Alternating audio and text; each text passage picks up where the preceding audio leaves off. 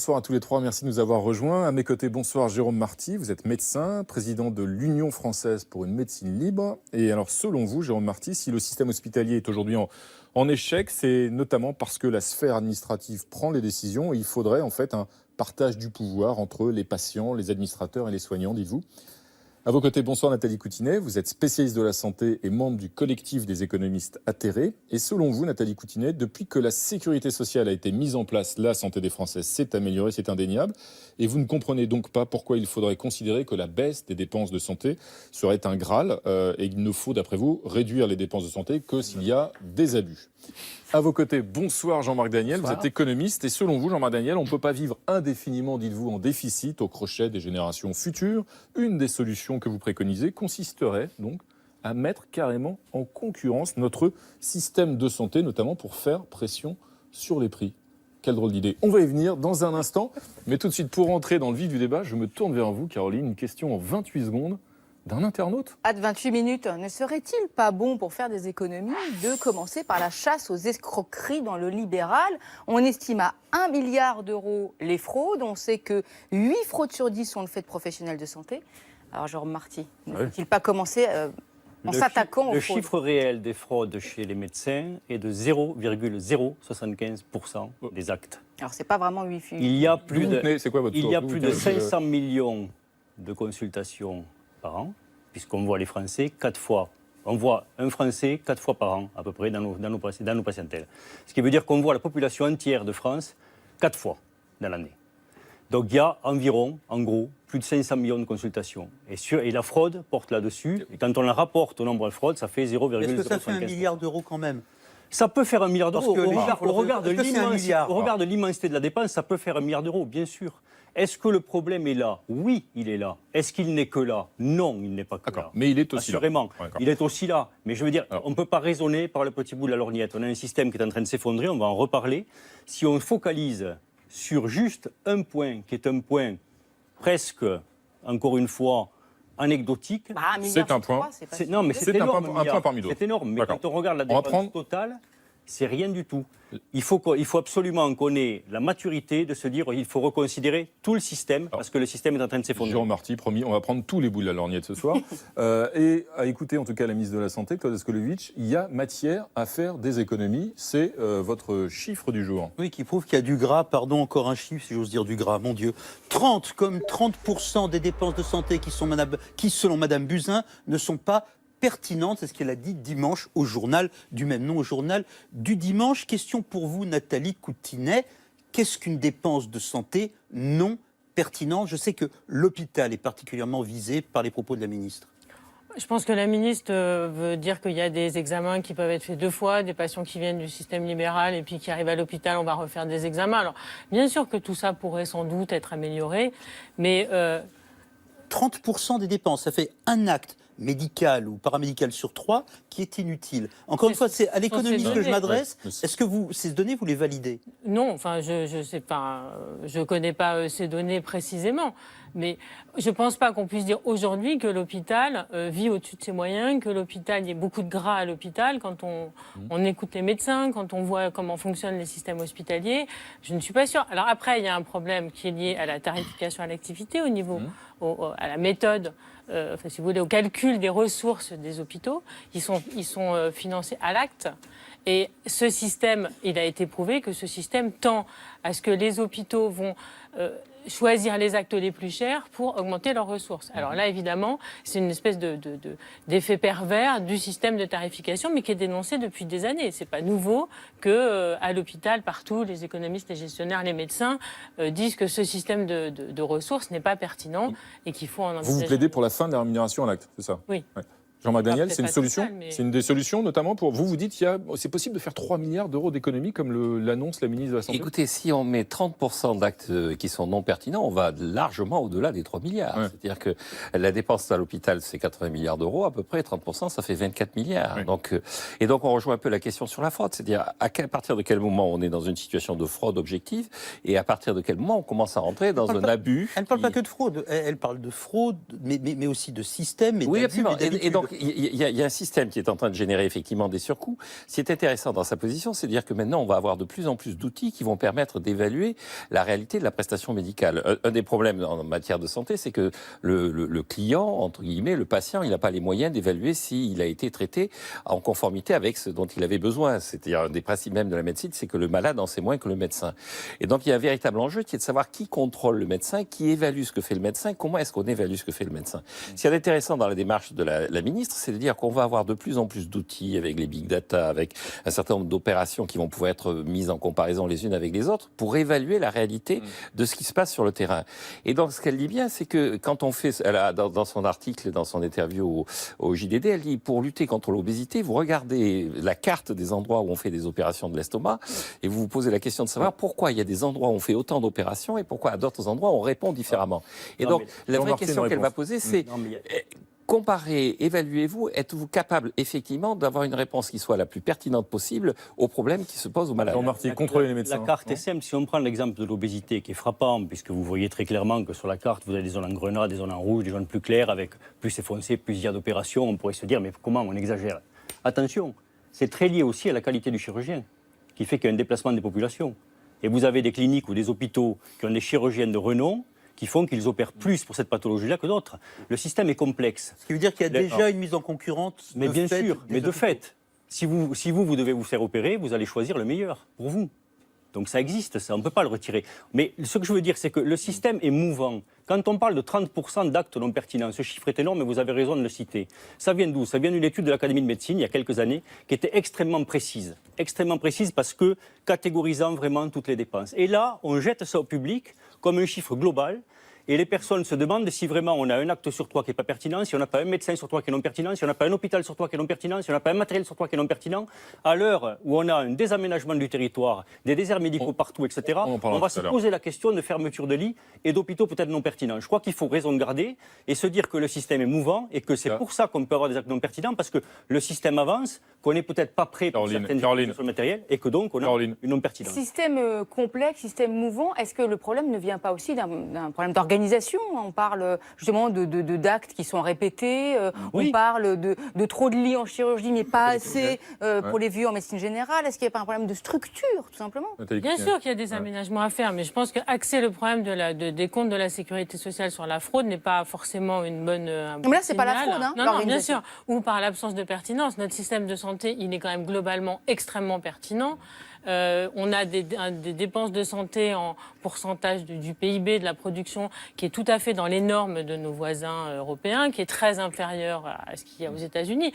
Donc, il ne faut pas non plus tirer à boulet rouge sur le système de santé. C'est ce que fait la ministre, selon vous? Elle est en train de saboter sa propre... Un petit peu, parce que l'ambulatoire, bon, effectivement, il faut développer l'ambulatoire, mais on sait... L'ambulatoire, c'est quand on va se faire repérer à l'ôpital et qu'on ressort... dans la journée. Hein. Voilà, dans la journée. C'est pertinent pour un certain nombre d'actes, ça ne l'est pas pour d'autres, on le sait très bien. Donc, ça a déjà été mis en place, le taux d'ambulatoire a beaucoup augmenté. Donc, il ne faut pas forcément... Elle a un peu tendance à donner des recettes qui ont quand même été déjà utilisées. Et des recettes avec lesquelles une frange de la gauche affiche clairement son désaccord. Claude, vous avez une preuve de vie vidéo d'un ancien candidat à la présidentielle. Oui, qui s'adresse directement à l'opinion. Benoît Hamon, qui effectivement fait partie de ces gens qui ne comprennent même pas les prémices du raisonnement du pouvoir et de Madame Buzyn. Benoît Hamon, vous allez voir, dans un cadre très direct pour parler à nous. Nous, c'est l'opinion. Et expliquer qu'un hôpital doit être financé à la performance, ça veut dire quoi? Ça veut dire que vous allez réduire la durée moyenne de séjour, ça veut dire que vous allez mettre la pression sur des personnels qui sont administratifs et soignants, alors qu'il y a déjà des burn-out par dizaines à l'hôpital. Voilà.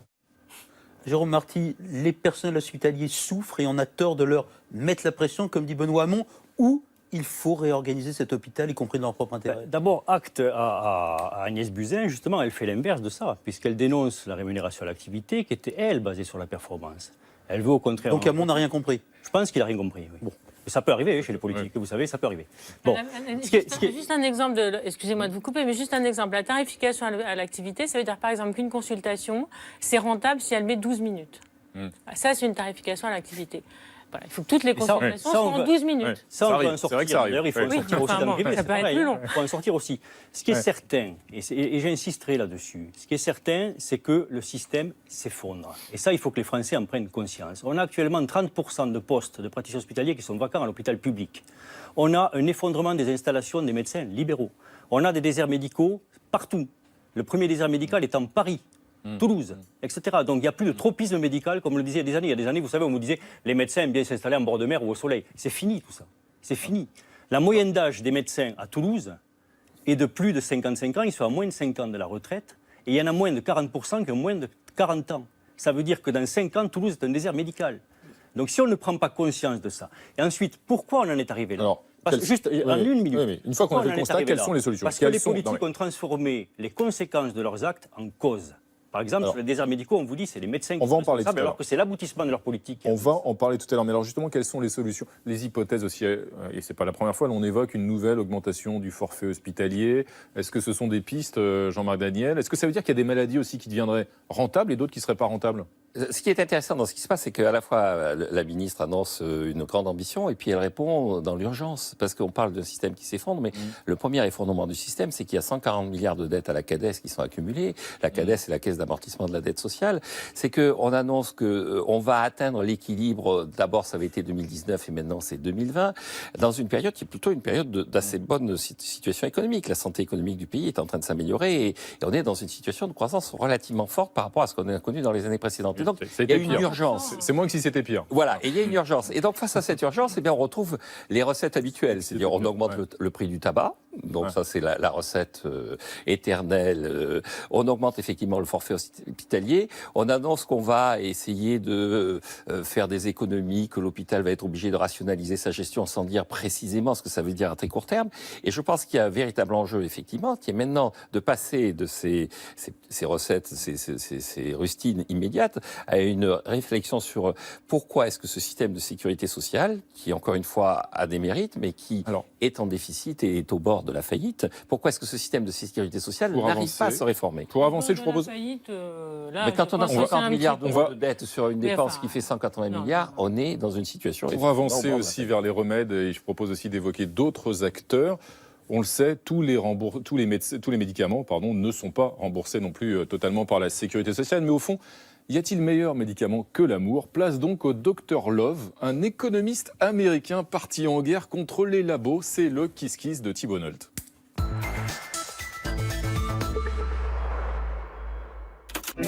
Ils ont fait preuve d'engagement et méritent bien quelques encouragements. Tandis que le prix de certaines thérapies explose, un homme consacre sa vie à défendre l'accès au traitement. Alors faut-il consacrer Jamie Love? James Packard Love est un économiste américain en guerre contre les labos pharma dont les brevets bloquent l'accès aux soins des moins riches. Jamie est un émotif qui pleure en conférence et dont l'opiniâtreté a déjà sauvé des millions de vies. Mais le job est loin d'être fini. Jamie a grandi à Seattle, trouvé du travail dans une conserverie en Alaska et observé que les salariés philippins étaient moins bien traités que les blancs. Un racisme corporate qu'il a retrouvé plus tard en Afrique du Sud, où les enfants noirs mouraient faute d'antirétroviraux abordables. Ce racisme d'entreprise, c'est écœurant. Voilà. Jim, c'est pas du racisme, c'est de la gestion. Le jour où les blancs n'auront plus de fric, quick. Bleh. James est entre-temps passé par Princeton, où il a trouvé l'amour, a rejoint l'écolo quadruple candidat présidentiel Ralph Nader et fondé une ONG anti-brevet. Mais Jim s'en est pris aux copyrights de Bill Gates ou ceux d'éditeurs avares interdisant l'adaptation de livres en braille. Mais enfin, la grande littérature, ça doit être accessible à tout le monde. L'art est un médicament, vous le savez, non? Bah écoutez, j'étais à la FIAC ce week-end, l'art est un gouffre, surtout. Sa première grande victoire remonte à 2001, quand il obtient la trithérapie à $1 par jour pour MSF. Jimmy rêve du même succès sur les traitements exorbitants contre le cancer, lequel ronge sa femme. L'inépuisable dénonce aussi la captation privée de recherche publique, comme l'US Army qui brade un vaccin anti-Zika à Sanofi. Un amour de love. Merci Thibault Nolte. pour cette leçon d'amour. Mais Nathalie Coutinet, si les traitements, comme on l'a vu dans le sujet de Thibonot à l'instant, si les nouvelles thérapies finalement sont de plus en plus modernes, les technologies plus avancées, est-ce que c'est pas logique de dépenser davantage et qu'elles soient plus chères? Oui, bien sûr, c'est logique. Maintenant, dans le cas des médicaments, il y a indéniablement des abus des laboratoires pharmaceutiques. Il y a plusieurs mouvements qui ont déjà été initiés, hein, les 100 cancérologues en France, qui dénoncent des médicaments qui sont, pour le Keytruda, sous votre contrôle, docteur, à 180 000 € par an par traitement. C'est donc aujourd'hui des coûts qui sont exorbitants pour les organismes de sécurité sociale.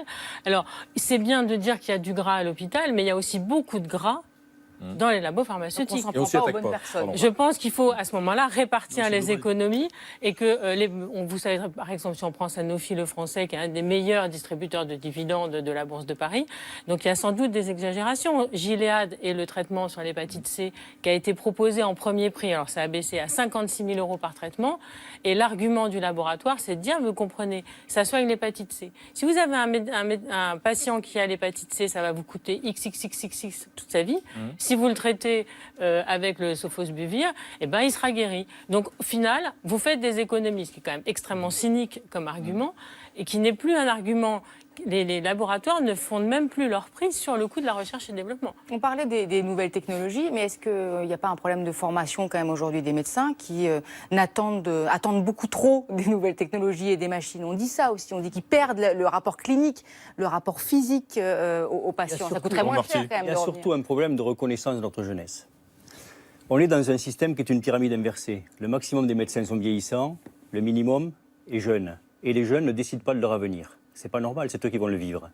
Donc il faut absolument que les jeunes puissent partout, en tout lieu et en toutes circonstances, avoir une voix délibérative sur l'organisation de la profession. Ce n'est pas le cas aujourd'hui. On a un système médical qui va connaître une révolution comme jamais il n'en a connu, avec les nanotechnologies, les biotechnologies, l'informatique, les sciences cognitives, l'intelligence artificielle, la médecine algorithmique, génomique. Nous ne sommes pas prêts. Nous ne sommes pas prêts. L'Amérique est prête, la Chine est prête, nous ne sommes pas prêts. Ce n'est pas enseigné dans les facultés. On va être les Kodak, comme le dit Laurent Alexandre, de la médecine. Et ça, on ne le chiffre Laurent pas. Alexandre, Là, il y aura des dépenses. Laurent Alexandre, chercheur qui écrit sur l'intelligence artificielle. Qui écrit là-dessus, voilà. Qui exige que nous y adaptions. Voilà.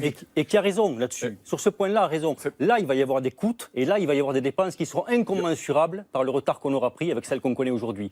On est en train de discuter un projet de financement de la sécurité sociale, il n'y a pas une ligne là-dessus.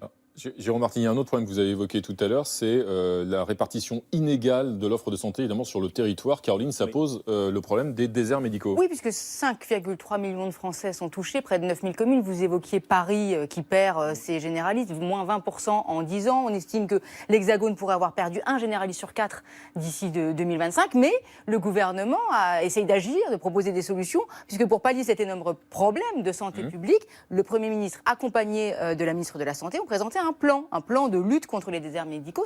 C'était le 13 octobre dernier.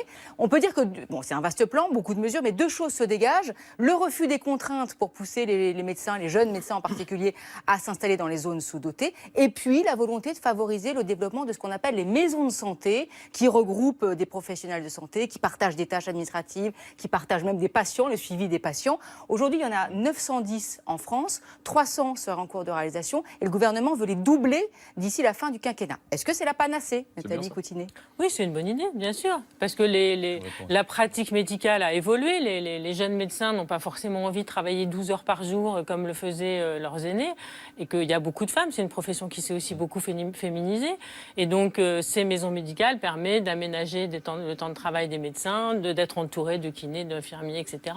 Un petit peu dans le système anglais où vous avez des maisons de soins qui sont... Je voulais juste dire sur les déserts médicaux, juste une petite remarque, ça pose un problème pour l'ambulatoire. Parce que si vous faites sortir les patients le jour de l'opération, il faut qu'il y ait un médecin assez près s'il se passe quelque chose. Et avec l'organisation de la carte de santé, etc., les déserts médicaux gênent l'ambulatoire, nécessairement. Donc tout ça, on ne peut pas planter des mesures comme ça, balancer des mesures. Tout se tient. Il y a un autre serpent de mer qu'il faut aborder d'un mot aussi en conclusion, c'est la question du dossier médical unique. Où on en est sur un dossier médical unique qui rassemblerait l'ensemble des informations. C'est l'exemple même. Pourquoi ça n'avance pas? Conséquence d'acte de la cause. Les politiques n'ont pas su le mettre en place. Ça fait 30 ans. On a dépensé plus de 800 millions pour le mettre en place. On l'a toujours pas. Ou est-ce que dans le système de santé, Mais non, il y a aussi des acteurs, les acteurs n'ont rien à y qui voir. freinent? Les acteurs n'ont rien à y voir. C'est pas eux qui fabriquent le dossier médical partagé. On a fait une lourdeur administrative qui a été incapable de mettre en place quelque chose qui se met en un claquement de doigts avec des services privés. Mais je n'ai pas forcément Claude. envie que la médecine du Et travail, vous par avez exemple, raison. sache ce que j'ai dit Et à mon vous avez généraliste. raison. Et je rappelle que dans la loi de santé, le dossier médical partagé est au main de l'assurance maladie, dont les agents administratifs ont le droit de regarder vos données médicales. Et qu'on a créé une base patient où toutes vos données sont dedans et où demain, ces données pourront être vendues au plus offrant du secteur privé. C'est dans la loi. Et donc, Ça, les gens ne Jean-Marc savent Daniel, pas. donc si Vous tout avez le monde a raison, raison, c'est si que les pour et les contre ont raison, on n'avance pas. Oui, ce que je pense dans cette affaire, c'est que ce qu'on ne mesure pas, pour rebondir sur la conversation qu'on vient d'avoir, c'est qu'il va y avoir des mutations technologiques très très fortes. C'est-à-dire, il va y avoir des cabines de diagnostic. Cette histoire de maison de santé, c'est aussi l'idée de partager du matériel.